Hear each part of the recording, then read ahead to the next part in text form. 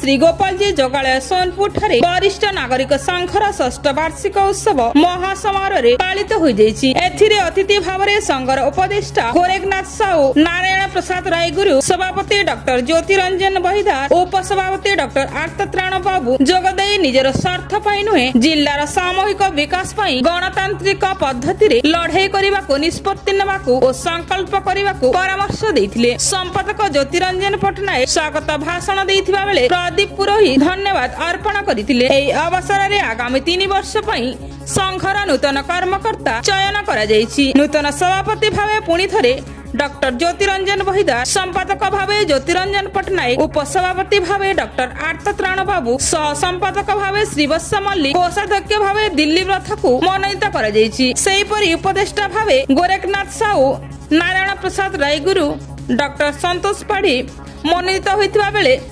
कार्यकारिणी सदस्य भावरे व्योमकेश दास, इंद्रमणि दास, हरिहर सतपथी, सत्यनारायण मिश्र, इंदुमती पुरोहित, मीना कुमारी महाराणा, ब्रजमोहन दानी, राधेश्याम मिश्र, देवकिशोर दानी और प्रदीप पुरोहित को मनोनीत करा जायछि। Bureau report, sunshine TV.